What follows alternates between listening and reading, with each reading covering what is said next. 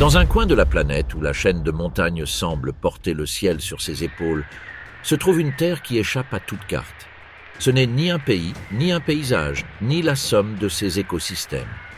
C'est un dialogue ancestral entre la roche, l'eau et la vie. Un territoire où les montagnes dialoguent avec la jungle et où le désert apprend à écouter le murmure de la mer. Pérou.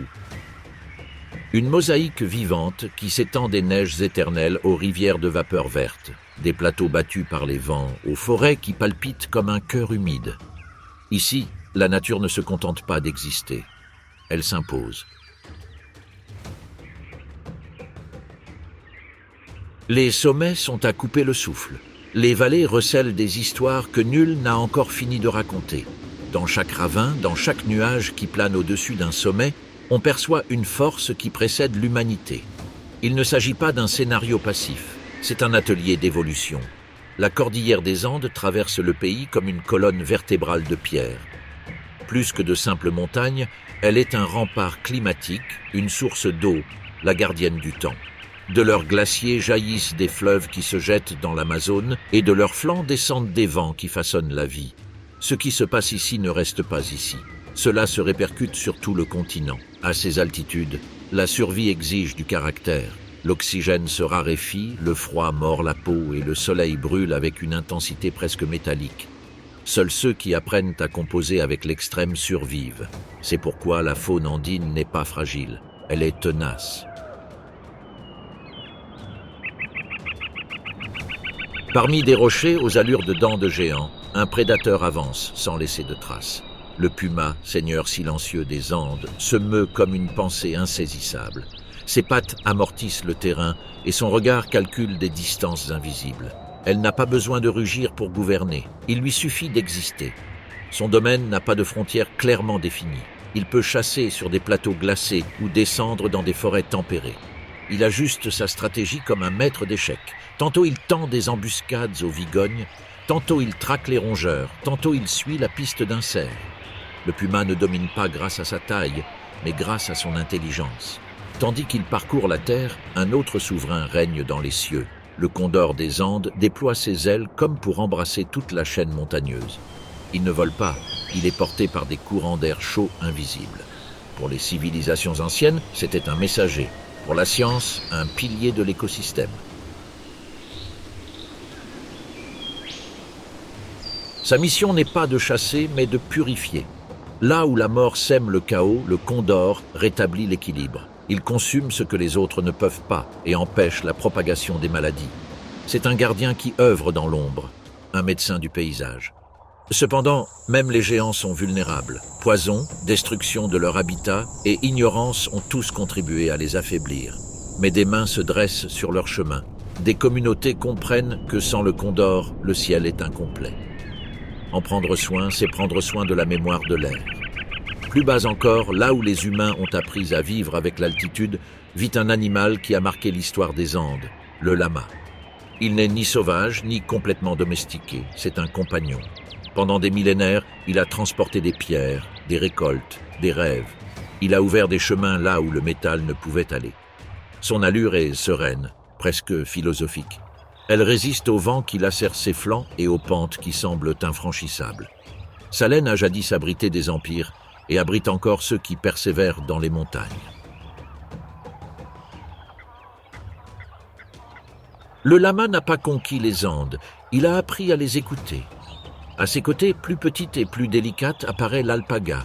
Sa fibre est une caresse contre le froid, un miracle textile né de la nécessité.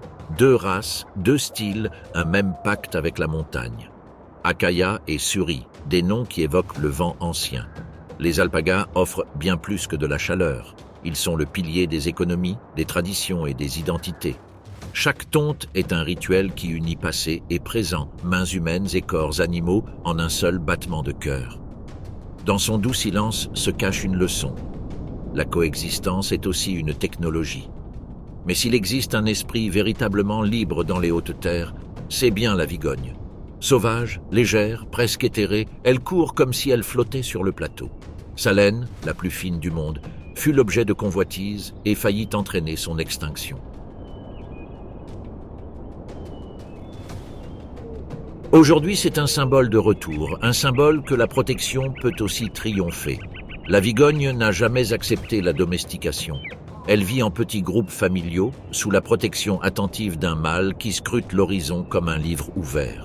Son corps est une machine d'une efficacité redoutable, capable de produire la vie là où l'eau est rare. C'est la preuve que la beauté peut être résistante. Tandis que les Andes racontent leur histoire de roches et de vent, un autre univers s'ouvre à l'est, l'Amazonie péruvienne. Un océan de verdure où la lumière tombe en gouttes et où l'air a le goût de la pluie. Ici, les règles changent. Le monde devient vertical. Dans la cime des arbres, un acrobate infatigable évolue, le singe araignée. Ses bras sont des ponts, sa queue une cinquième main. Il ne fait jamais confiance au sol. Il sait qu'en bas, la jungle devient dangereuse. Il vit suspendu entre ciel et feuilles.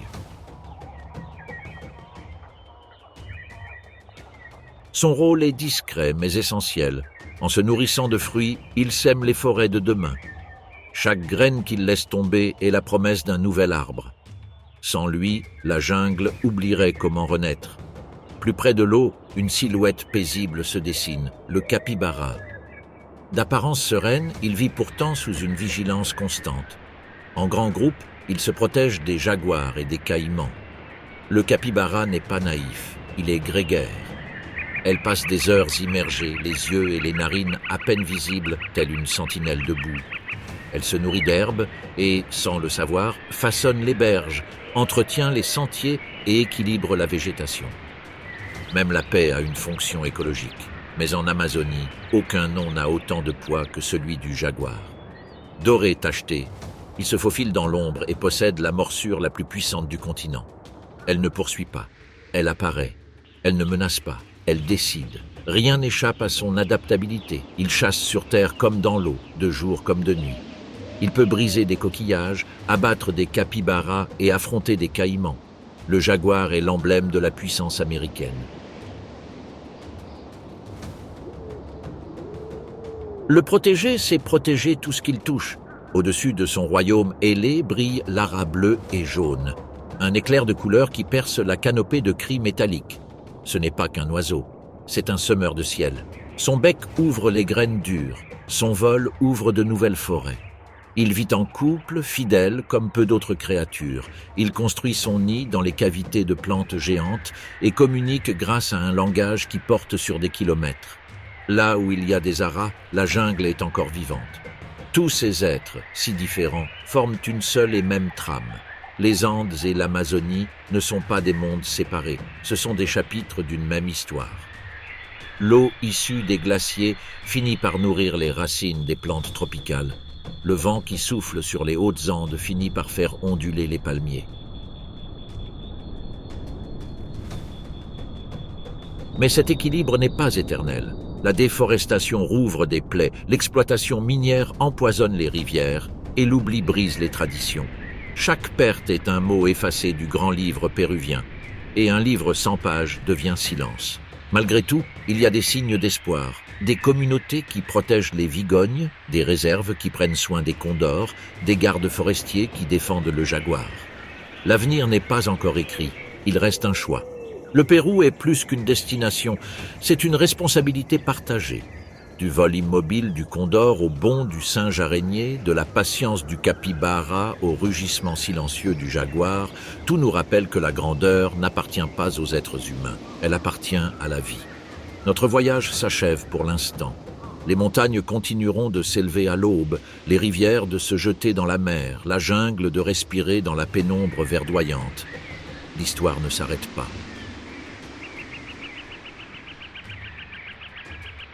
Si ce voyage vous a permis de ressentir l'âme du Pérou, rejoignez-nous pour le protéger. Abonnez-vous, partagez et poursuivez le dialogue sur ces terres qui recèlent encore des miracles. Car prendre soin du Pérou n'est pas qu'une simple attraction touristique. C'est un acte de gratitude envers la planète et le respect de nos propres origines. Au Pérou, l'altitude n'est pas qu'un simple chiffre, c'est la loi. À mesure que l'on gravit les Andes, l'air se raréfie. Comme si le monde entier, par des ciseaux invisibles, nous arrachait l'oxygène. Le soleil, au lieu de réchauffer, tape avec une intensité cruelle. Et le froid n'arrive pas comme une brise légère, il arrive comme un avertissement. Tout, dans ce territoire, semble nous rappeler qu'ici, la vie n'est pas un don, elle se mérite. Les Andes ne forment pas une chaîne de montagnes uniformes. Elles constituent un système de falaises, de plateaux, de canyons et de cols dissimulés. On y trouve des pentes qui semblent suspendues dans les airs, des vallées abritant des microclimats et des ravins où les vents s'engouffrent comme des lames de rasoir. Et dans chacun de ces paysages, l'évolution a façonné des réalités différentes. Les créatures qui vivent ici ne sont pas des animaux de montagne. Ce sont des spécialistes de la survie dans des conditions impossibles. À l'aube andine, le paysage s'éveille lentement. La glace scintille encore dans l'ombre, les rochers conservent la fraîcheur de la nuit, et le silence est si absolu que les sons semblent lointains, même lorsqu'ils sont proches. Dans ce silence, une présence se meut, d'un mouvement lent mais déterminé. La Vigogne, légère, vigilante, presque fragile, et en même temps d'une robustesse insoupçonnée. Son corps est parfaitement adapté au haut plateau. Ses longues jambes ne servent pas qu'à courir. Elles lui permettent de planer au-dessus du terrain accidenté, de se déplacer avec aisance là où chaque faux pas pourrait signifier une chute, une blessure, voire la mort. La Vigogne ne dépend pas de l'abondance. À ces altitudes, la nourriture est rare. L'herbe est rude, rêche et coriace. La plupart des plantes sont petites, robustes, adaptées au froid et au vent. Et pourtant, la Vigogne a appris à tirer la vie de cette austérité. Leur métabolisme est une machine à économiser l'énergie. Leur respiration est une véritable prouesse d'ingénierie. Ses poumons et son sang sont optimisés pour capter le peu d'oxygène disponible. Et lorsqu'il court, il le fait avec une élégance qui semble porteuse d'espoir. L'espoir que dans les Andes, la beauté puisse aussi être synonyme d'endurance. Les groupes familiaux s'organisent selon une logique ancestrale. Un mâle monte la garde, patrouillant du regard. Plusieurs femelles et leurs petits se nourrissent sur un territoire délimité non par des clôtures, mais par la mémoire. Les intrus sont vite repérés. Les défis existent. Mais ici, le conflit a un coût trop élevé. Et lorsque le coût est élevé, la sélection favorise le contrôle. Cependant, dans ce même paysage où la Vigogne se déplace comme le vent, il existe un prédateur qui n'a pas besoin d'une vitesse constante, mais du moment parfait, le puma. Ce n'est pas un félin de parade, c'est une ombre qui s'adapte. Le puma andin sait que chasser en haute altitude est différent. Une longue poursuite est un gaspillage d'oxygène. Ici, chaque mouvement coûte de l'oxygène. C'est pourquoi sa chasse est une leçon d'économie. Observation, attente, calcul et une accélération finale qui ne dure que quelques secondes. En terrain découvert, l'embuscade est difficile. Les troncs d'arbres et la végétation haute y sont moins nombreux. Le puma doit se servir de la roche comme d'un allié. Il se fond dans l'ombre, sa silhouette se détachant sur le terrain, devenant une simple ligne dans le paysage. Il avance le corps bas, presque comme s'il demandait la permission au sol. Son pouvoir n'est pas révélé. On le sent quand il est déjà trop tard, mais le puma n'est pas une machine invincible. La vie dans les Andes le met aussi à l'épreuve. S'il échoue, la nourriture se fait rare. S'il est blessé, la montagne ne pardonne pas. C'est pourquoi même le superprédateur vit avec une marge de sécurité infime. Et cette marge transforme chaque chasse en un pari risqué. Au Pérou, la survie est à la fois une statistique et une destinée. Au lever du soleil, le paysage s'anime d'activités humaines. Et c'est là qu'apparaît une relation ancestrale profondément péruvienne. L'alliance entre les communautés andines et leurs camélidés. La flamme. Observer un lama arpenter un sentier de haute altitude, c'est comme assister à un voyage dans le temps. Ses sabots ne frappent pas le sol avec force. Il se pose délicatement. Son corps est fait pour le froid, la sécheresse, les longues distances. Et son regard, d'une sérénité apparente, est celui d'un animal qui connaît le terrain sur le bout des doigts. Pendant des siècles, les lamas ont transporté du sel, des textiles, des vivres et des minéraux. Ils étaient le moteur silencieux des routes reliant les mondes. Sur un territoire où la roue n'était pas toujours pratique, où le relief perturbe la logique des routes, le lama représentait la technologie idéale, résistant, sociable et efficace. Il ne s'agissait pas seulement de transporter du fret, il s'agissait de survie. Là où il y a des lamas, il y a généralement des alpagas. Si le lama était force et chemin, L'alpaga était abri et continuité. Sa fibre douce et chaude est un triomphe d'adaptation. Car l'alpaga vit là où le vent fouette le visage et où la nuit semble interminable. Leurs troupeaux avancent comme des nuages vivants sur le haut plateau. Ils broutent patiemment. Et dans leur comportement social, bien qu'ils puissent paraître simples, se cachent des hiérarchies, des signaux, des tensions subtiles qui maintiennent l'ordre. Un groupe organisé survit mieux qu'un groupe chaotique. Dans les Andes, même le calme a une structure. Mais le véritable protagoniste silencieux du haut plateau n'est pas toujours un animal. Parfois, c'est le climat. Le froid soudain. Le rayonnement solaire brûlant sans réchauffer. La grêle qui surgit en quelques minutes. La neige qui bloque les chemins et modifie les itinéraires. Les sécheresses qui durcissent le sol et rendent l'herbe rare. La montagne est un juge impassible. Elle ne négocie pas. Dans ce contexte, même un oiseau devient un symbole. Le condor. Vue d'en bas, elle ressemble à un point suspendu. De près, c'est un monument vivant. Ses ailes immenses ne lui servent pas à la vitesse, mais à planer loin sans dépenser d'énergie. Le condor est un maître des courants. Il lit l'air comme un navigateur lit la mer. Son rôle écologique est chirurgical. Nettoyage, consommation de charogne, élimination des sources de maladies. Mais son rôle culturel va bien au-delà. Dans l'imaginaire andin, le condor est un lien, un messager, un esprit du ciel. Sa présence régule non seulement l'écosystème, mais aussi le sentiment d'appartenance des peuples à leur territoire. Protéger le condor, ce n'est pas seulement préserver une espèce, c'est préserver un lien avec le monde. Pourtant, l'altitude ne définit pas tout le Pérou, car ce pays ne raconte pas une histoire linéaire et verticale, c'est une histoire de contraste. Et pour comprendre cette complexité, il faut suivre le cours de l'eau. Les Andes ne font pas que soulever des rochers, elles font aussi jaillir des rivières. Des glaciers et des pluies d'altitude jaillissent des cours d'eau qui se frayent un chemin vers l'est. D'abord, ce ne sont que de froids filets d'eau qui coulent entre les rochers. Puis, ils deviennent des rivières impétueuses qui creusent des vallées. Plus en aval, ils s'élargissent, s'assombrissent et se réchauffent. Enfin, ils pénètrent dans un autre monde, la forêt amazonienne. C'est comme si l'eau avait changé le langage. Mais avant d'atteindre la jungle, le Pérou nous dévoile un autre visage, un visage que beaucoup oublient, car sa beauté est différente, la côte. Un territoire où le désert rencontre l'océan et où la vie s'accroche aux marges. Ici, le paysage semble désert au premier abord. Pourtant, ce vide n'est qu'un masque, car même le désert côtier possède sa propre logique biologique. Les courants océaniques froids enrichissent l'océan et nourrissent une vaste chaîne alimentaire. Oiseaux, poissons, mammifères marins, tout dépend de ce flux invisible. Et lorsque la mer est abondante, le littoral l'est aussi. Le littoral péruvien nous rappelle que l'abondance peut coexister dans l'austérité. Sur les falaises, sur les plages, dans les zones humides, la vie s'adapte au vent salé, au soleil ardent et au manque d'eau douce. Certaines créatures dépendent de la mer. D'autres dépendent des rivières qui descendent des Andes comme des veines à travers le désert. Là où l'eau touche le sable, le monde prospère. Et cette idée, l'eau comme frontière entre les mondes, relie toute notre odyssée péruvienne.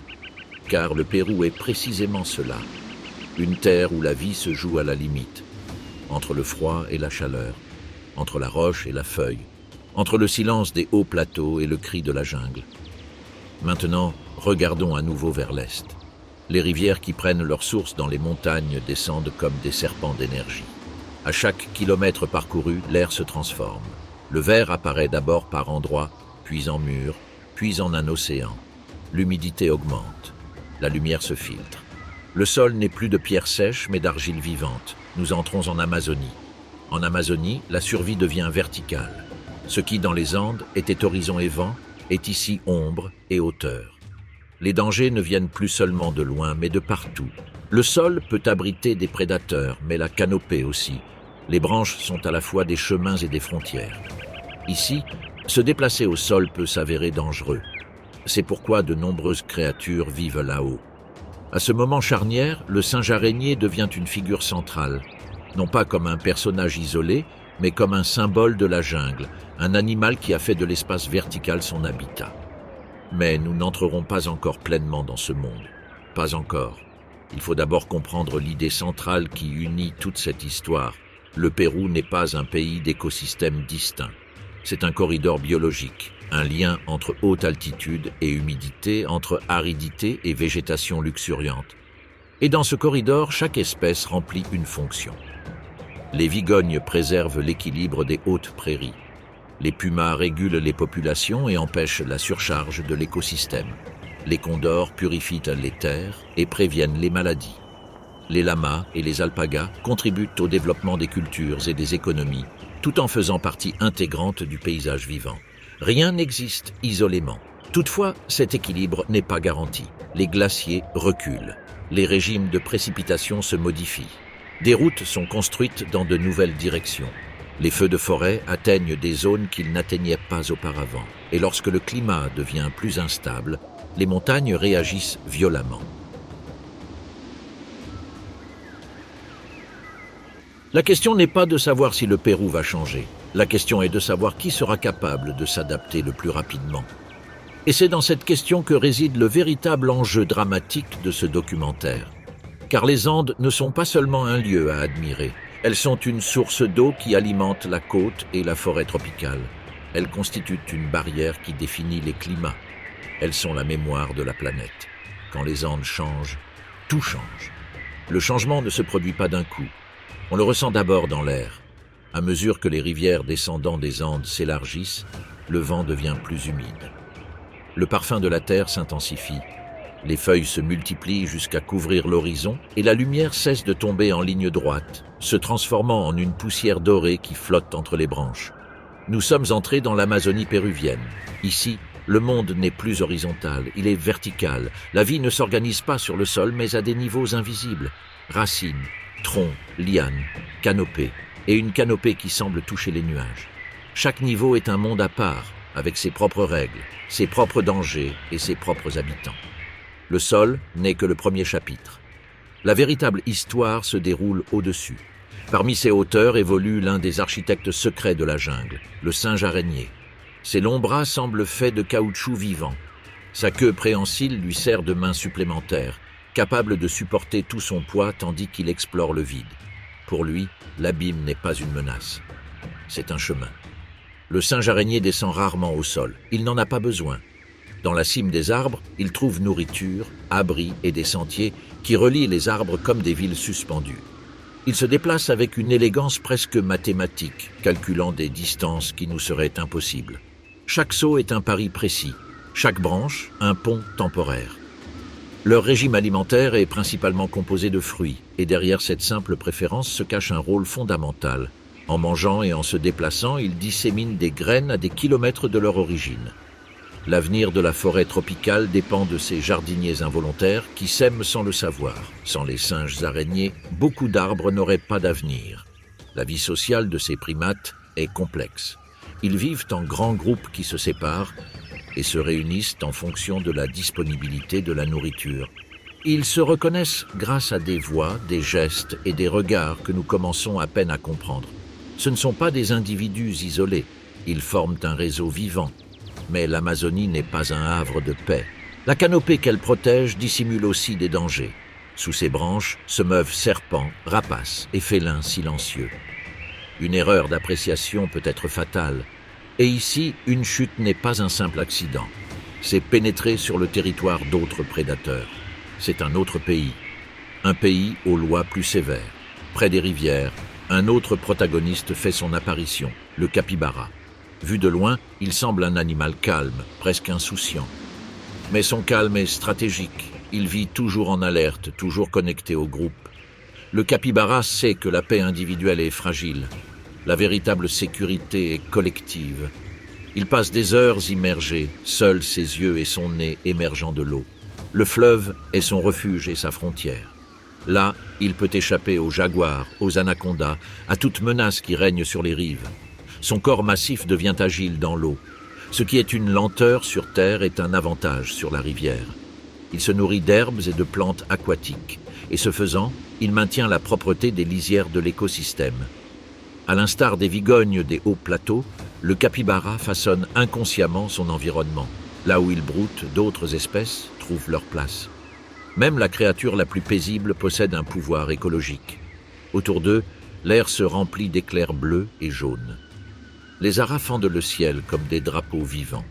Leurs cris métalliques constituent une signature sonore annonçant leur présence, leur territoire et leurs liens.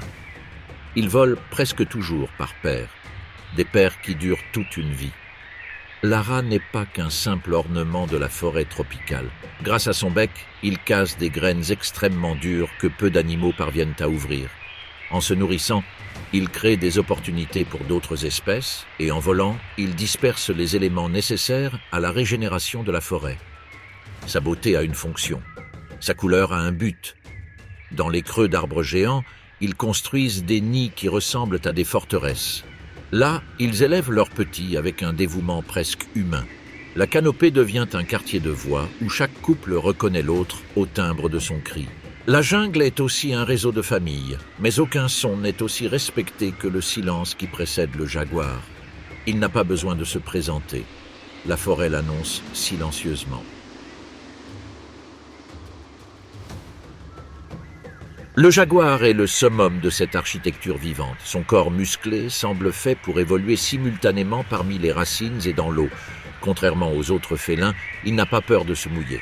Il chasse dans les rivières, les marais et les sentiers cachés.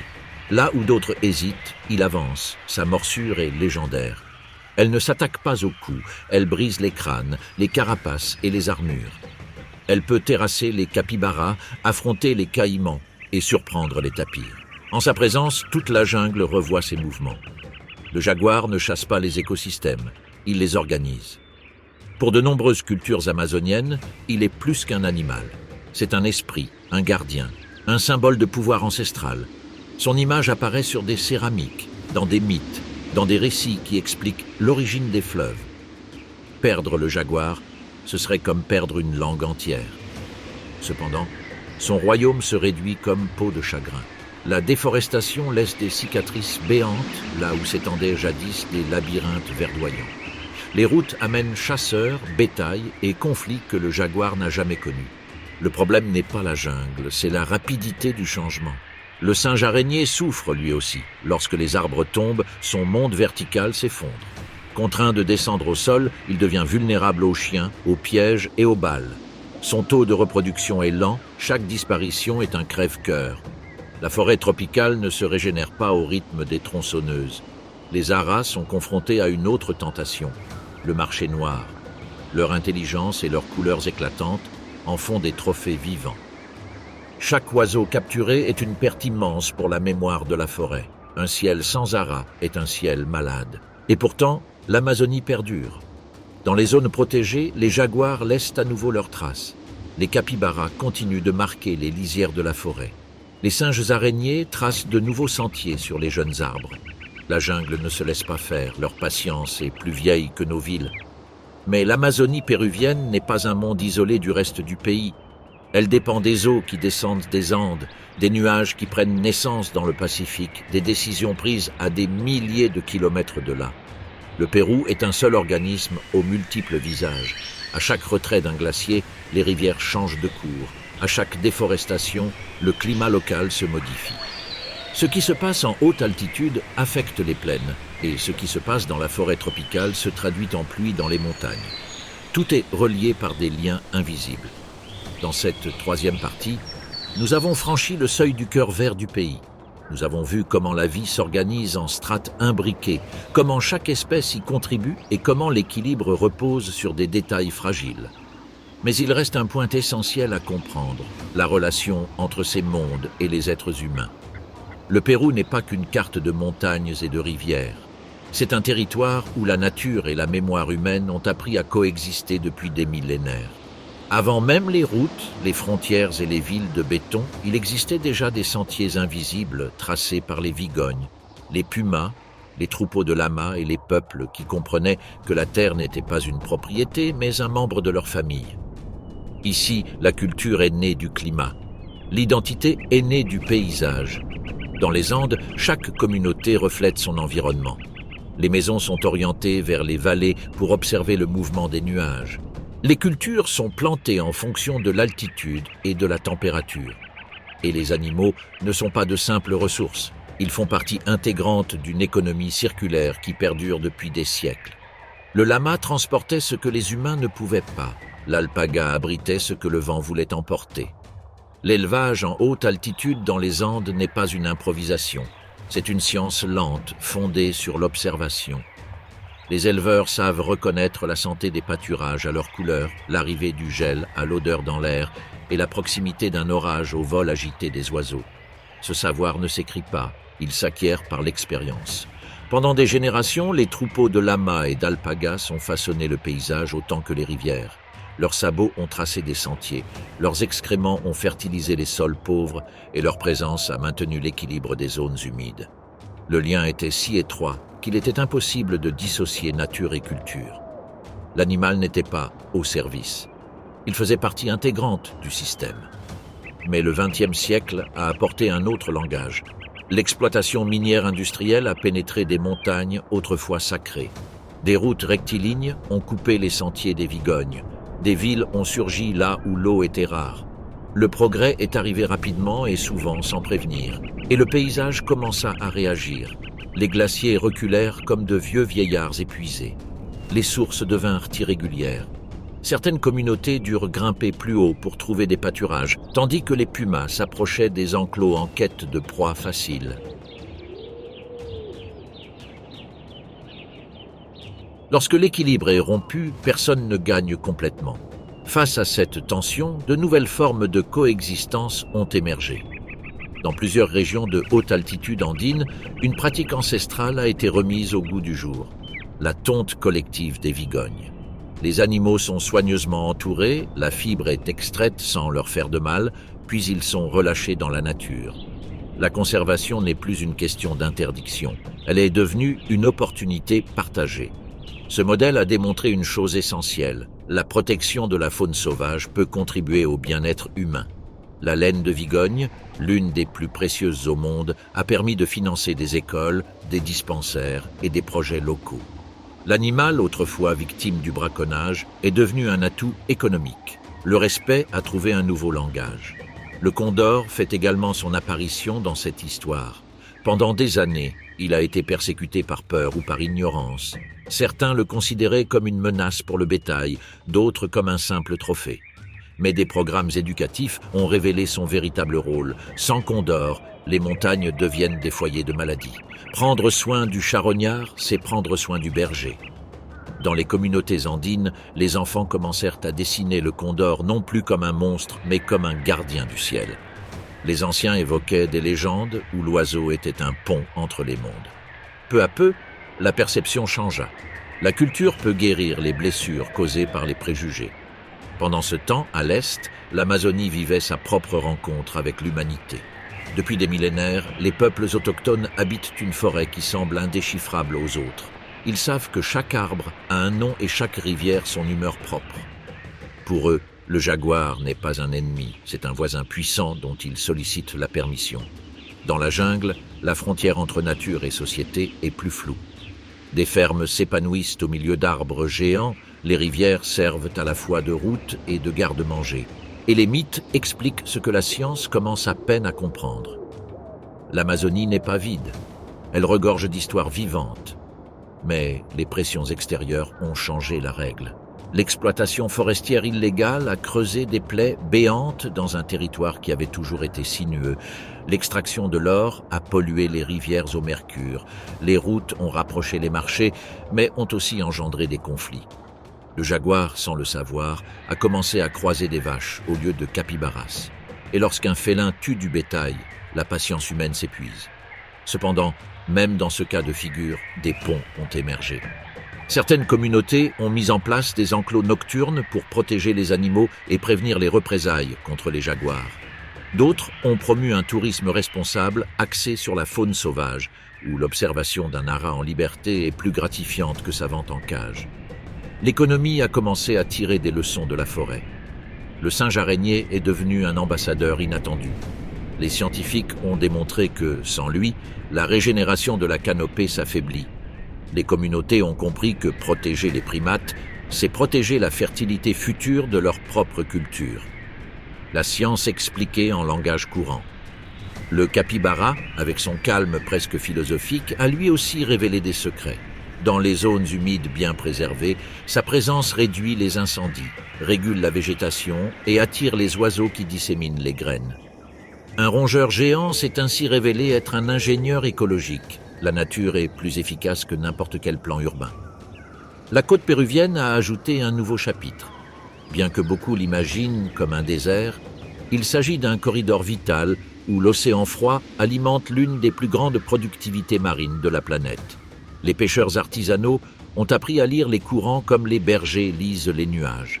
Le Pérou n'a pas un seul visage. Il a 3 âmes entrelacées. Quand les pluies amazoniennes changent, les hauts plateaux en ressentent les effets.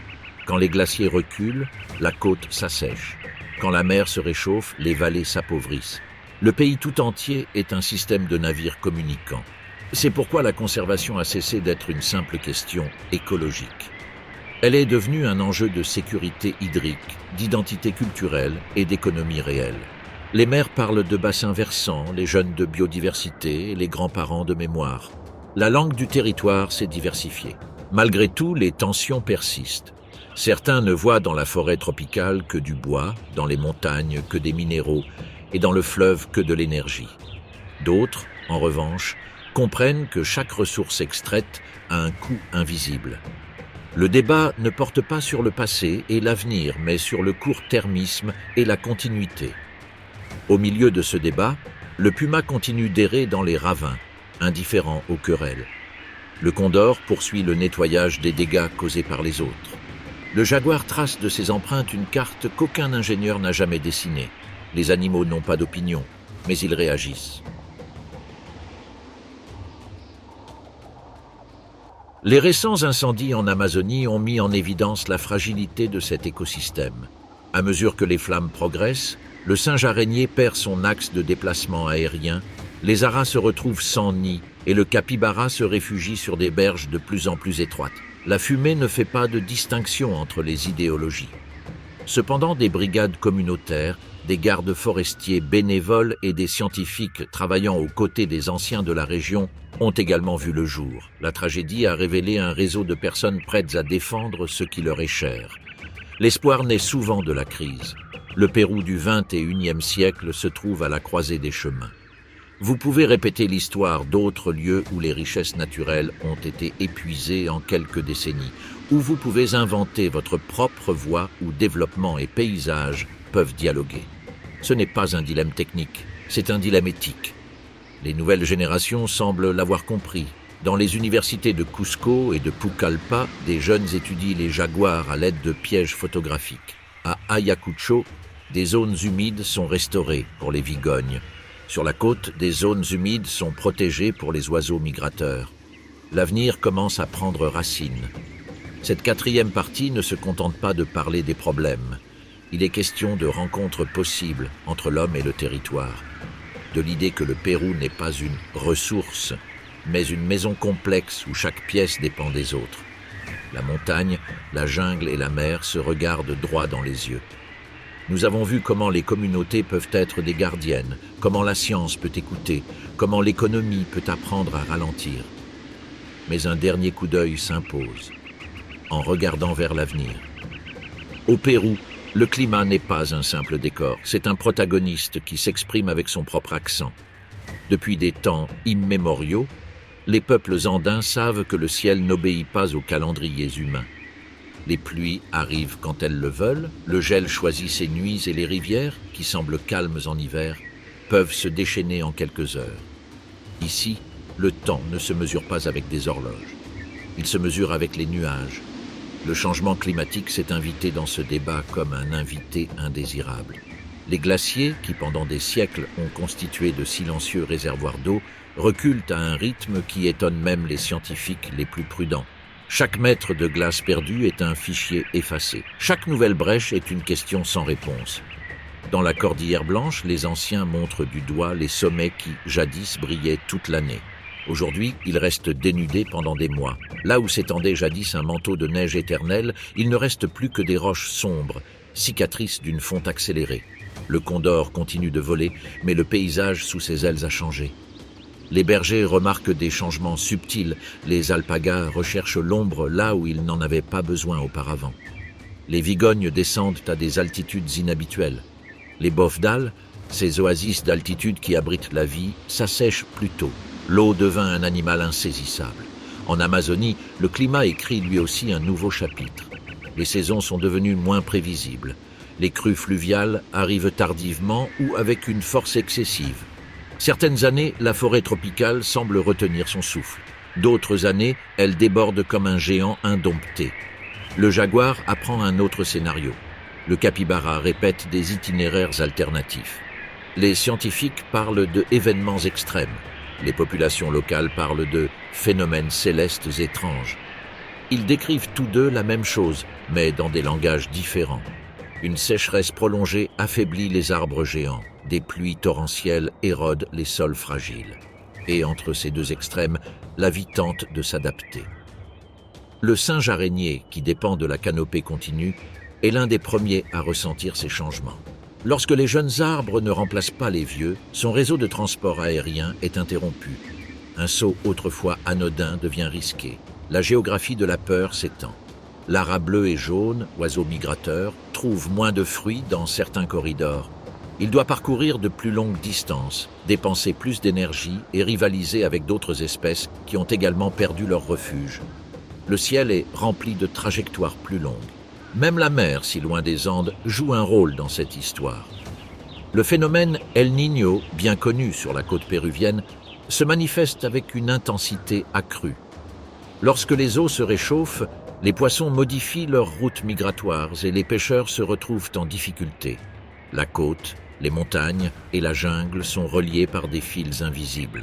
Face à cette situation, des stratégies alliant science et mémoire ont vu le jour. Dans plusieurs régions de haute altitude des Andes, des amunas, anciens systèmes préhispaniques d'infiltration des eaux de pluie pour alimenter les sources, sont en cours de restauration. Une technologie ancestrale pour un avenir incertain. Les communautés qui ont remis au goût du jour ces pratiques ont découvert que le passé n'était pas synonyme d'arriération, mais d'une ressource précieuse. Les canaux de pierre, conçus il y a des siècles, servent de réservoirs d'eau qui atténuent les sécheresses. Le savoir est aussi un écosystème. En Amazonie, les projets de reforestation privilégient les espèces indigènes qui nourrissent la faune sauvage.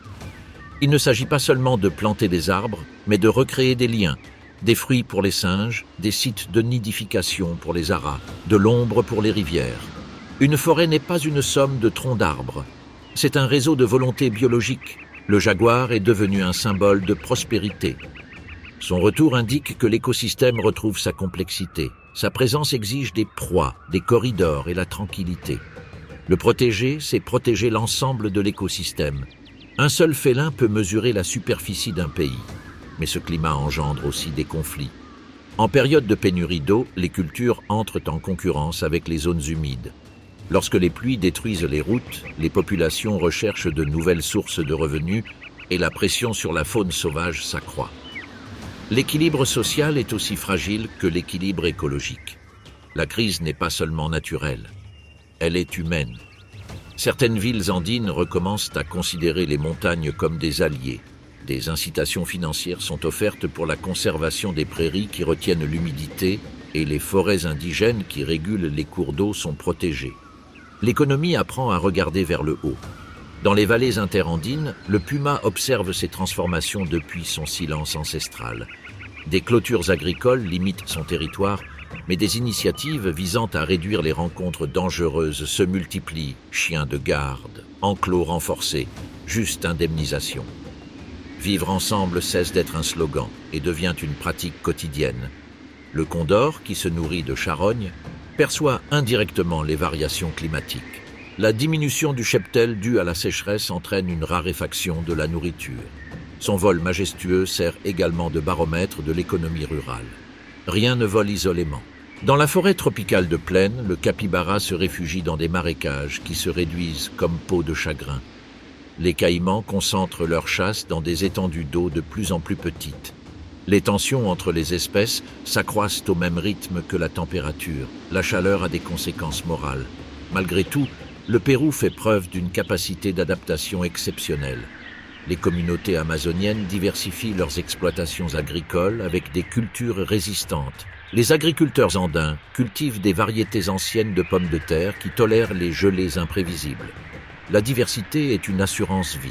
Les chercheurs, quant à eux, installent des stations météorologiques dans des endroits où il n'existait auparavant que des légendes. Mais ils apprennent aussi à écouter ceux qui scrutent le ciel depuis leur enfance. La science cesse de dicter et commence à dialoguer. Les singes araignées réapparaissent dans les forêts restaurées. Les Aras découvrent les nouveaux palmiers plantés par l'homme. De petites victoires qui ne font pas la une des journaux, mais qui nourrissent l'espoir. La convalescence est lente, mais il a un pouls.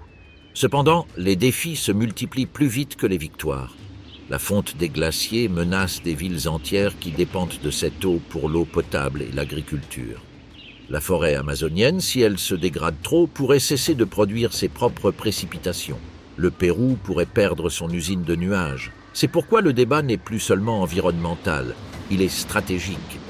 Comment nourrir des millions de personnes sans épuiser les sols? Comment produire de l'énergie sans assécher les rivières? Comment assurer la croissance sans appauvrir les générations futures?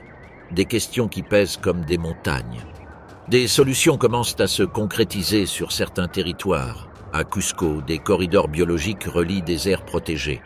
À Madre de Dios, les communautés surveillent l'exploitation minière illégale grâce à la technologie et à leur courage. Sur la côte nord, la restauration des mangroves atténue les effets des tempêtes. Le pays est en train de répéter un nouveau scénario. Le puma, le condor, la vigogne, le jaguar, l'ara et le singe araignée deviennent ainsi, à leur insu, des figures politiques. Leur destin illustre les décisions humaines.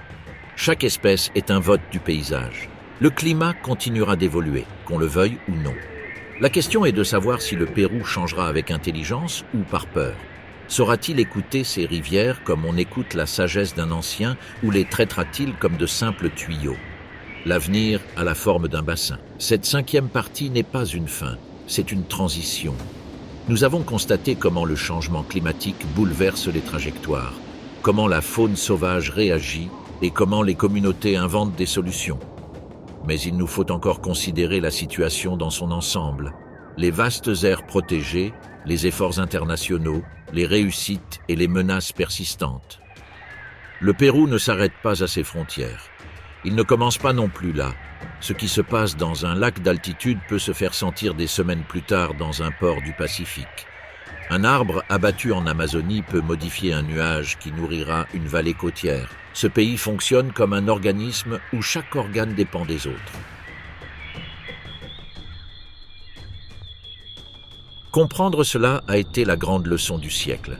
Pendant des décennies, l'idée de progrès a été dissociée de celle de nature. Les montagnes étaient perçues comme des obstacles, les jungles comme des entrepôts et la mer comme un garde-manger inépuisable. Mais la réalité a progressivement rectifié ce récit, et ce, de manière de plus en plus manifeste. Rivières asséchées, glaciers malades, forêts blessées. Le territoire commença à parler une langue qu'on ne pouvait plus ignorer. De ce dialogue forcé sont nées les grandes aires protégées, des parcs nationaux qui fonctionnent comme des dépositaires de la mémoire biologique. Des réserves où le jaguar peut encore se déplacer sans traverser de route, où le singe araignée entretient des ponts de branches et où l'ara trouve des arbres centenaires pour y nicher. Ce ne sont pas des musées du paysage, ce sont des usines du futur. Le parc national de Manu, par exemple, est un véritable cœur vert qui irrigue des régions entières. La science y a découvert qu'un seul arbre peut abriter des dizaines d'espèces et qu'un cours d'eau, en apparence modeste, régule le climat sur des centaines de kilomètres. La véritable étendue de la jungle ne se mesure pas en hectares, elle se mesure en relations. Dans les hautes terres, les réserves de Vigogne ont démontré que la conservation peut aller de pair avec le bien-être économique. Les communautés qui considéraient autrefois l'animal comme un concurrent le perçoivent désormais comme un patrimoine commun. La fibre est devenue un pont. Le respect est devenu une source de revenus. Le condor, libéré de ses cages invisibles, reconquiert peu à peu le ciel où il avait disparu. Chaque individu réintroduit est un message. Les espèces ne sont pas des chapitres clos, mais des histoires qui peuvent se rouvrir. Le vol est également en cours de reconstitution. Cependant, aucune aire protégée n'est une île parfaite. Les frontières tracées sur les cartes n'empêchent ni les incendies ni la pollution au mercure. Et elles ne dissuadent pas les populations de lutter contre la pauvreté ou le marché noir. C'est pourquoi un concept plus ambitieux a émergé, les corridors de vie, des chemins pour les animaux et aussi pour les idées, des forêts reliées, des ravins unis, des mangroves au désert côtier, permettant au puma de traverser d'une vallée à l'autre sans que sa mort ne devienne tragique, aux singes araignées de voyager sans toucher le sol, aux graines de suivre leur chemin ancestral. Le pays a commencé à se percevoir comme un réseau. Dans ce contexte, les peuples autochtones occupent une place centrale. Ils protègent près de la moitié de l'Amazonie péruvienne, sans avoir besoin de grandes déclarations. Leur territoire constitue des barrières vivantes contre la déforestation. Ce ne sont pas des gardiens par romantisme, ce sont des gardiens pour survivre. Dans ces communautés, les jeunes associent GPS et mythologie, drones et récits de leurs aînés. Ils ont appris à signaler l'exploitation minière illégale grâce à des téléphones solaires et à cartographier les exploitations agricoles avec des applications modernes. La tradition est devenue une technologie patiente. Les villes commencent elles aussi à s'éveiller. Lima, Cusco, Arequipa et Trujillo découvrent que leur eau provient de sources lointaines, de lieux où un ours andin, un autre habitant silencieux, dissipe des graines qui protègent les sources. Le citoyen urbain fait enfin son entrée dans le récit. Des universités péruviennes et étrangères tissent des liens de recherche. Elles étudient les cris des aras pour comprendre la santé des forêts, les traces de jaguars pour mesurer la connectivité et les nids de singes araignées comme baromètre de la restauration. La science apprend à écouter patiemment. Mais l'avenir ne repose pas uniquement sur les données. Il a besoin d'émotions collectives. C'est pourquoi les documentaires, les écoles rurales et les festivals de l'eau et de la forêt deviennent aussi importants qu'un décret. La conservation est aussi un acte culturel. Le Pérou est aujourd'hui confronté à un choix historique, devenir un fournisseur bon marché de matières premières ou un modèle de biodiversité intelligente. Les deux voies permettent de gagner de l'argent. Une seule permet de construire l'avenir. Le jaguar l'ignore, mais son destin repose sur ce choix. Si les couloirs se ferment, son territoire deviendra un archipel de solitude. S'il s'ouvre, il restera le roi invisible de la nuit amazonienne. Chaque décision humaine laisse une empreinte féline. Le singe araignée, acrobate de la canopée, a besoin d'arbres qui ne sont pas encore nés. Son avenir se joue dans de modestes pépinières, entre les mains de ceux qui plantent des espèces indigènes sans attendre d'applaudissements. La patience des plantes favorise l'agilité animale. L'ara bleu et jaune continuera de colorer le ciel tant qu'il y aura des palmiers centenaires et des berges propres. Son cri métallique est plus qu'une simple mélodie. C'est le signe d'une forêt en bonne santé. Un oiseau peut être un outil de diagnostic. Le capybara continuera de nous rappeler que le calme est aussi une stratégie, que les zones humides ne sont pas des terres inutiles, mais des éponges de vie qui protègent les villes des inondations. La lenteur a aussi ses avantages. Et le condor, du haut des montagnes, où le bruit humain s'estompe, nous observera pour voir si nous avons retenu la leçon. Son nombre est une question qui traverse les chaînes de montagnes. Serons-nous dignes de ce paradis? Le changement climatique continuera de poser des défis. Il y aura des années de sécheresse et des années de désolation. Mais un pays qui protège sa biodiversité dispose de plus d'atouts qu'un pays qui la néglige. La biodiversité est une assurance collective. Imaginons un Pérou où chaque bassin versant a des gardiens, où les enfants connaissent le nom des arbres aussi bien que celui des équipes de football, où la vue d'un jaguar est une source de fierté nationale et non de peur. Ce pays n'est pas un fantasme, il est déjà en train de naître par fragments. Des écoles d'altitude enseignent les techniques de navigation. Dans la forêt tropicale, des foires au cacao sont organisées sans déforestation. Sur la côte, des mangroves sont restaurées pour favoriser le retour des oiseaux. De petites révolutions qui passent inaperçues. L'avenir du Pérou sauvage ne dépend pas d'un héros solitaire, mais de millions de décisions quotidiennes. Acheter de manière responsable, voyager avec respect, exiger des politiques durables. La conservation est une démocratie au quotidien. Notre voyage a commencé au milieu de sommets qui touchent le ciel et s'achèvent les pieds d'un sur terre. Nous avons vu le puma se déplacer comme l'ombre d'un rocher, le condor tracer des cercles sacrés, la vigogne renaître de ses cendres. Nous avons senti le pouls du singe araignée, le calme du capybara, le rugissement silencieux du jaguar. Toutes ces vies racontent la même histoire, celle du Pérou, carrefour de monde. Les Andes, l'Amazonie et le Pacifique ne sont pas trois décors distincts, ce sont les chapitres d'un même livre. Et ce livre n'est pas encore terminé. Lorsque le soleil se couche sur les sommets enneigés et que le dernier ara regagne son perchoir, le pays tout entier semble retenir son souffle. Les rivières poursuivent leur cours vers la mer, les étoiles scintillent au-dessus de la jungle et le condor choisit une falaise pour y passer la nuit. Demain, tout recommencera. Que ce voyage ne soit pas un adieu, mais une invitation à contempler d'un œil neuf la terre qui nous nourrit. À comprendre que protéger le Pérou sauvage, c'est protéger notre propre avenir. Si ces images et ces mots ont éveillé en vous le désir de prendre soin de ce qui existe, partagez ce voyage. Soutenez ceux qui défendent la nature et exigez que le développement en tienne compte. La planète n'a pas besoin de spectateurs, elle a besoin de partenaires dans la vie. Car tant qu'un puma continue de traverser un ravin, tant qu'un singe araignée trouve un pont de branches, tant que le jaguar boit dans une rivière propre et que le condor dessine des cercles au-dessus des Andes, il y aura de l'espoir. Le Pérou n'est pas qu'un pays. C'est une promesse ancestrale qui perdure.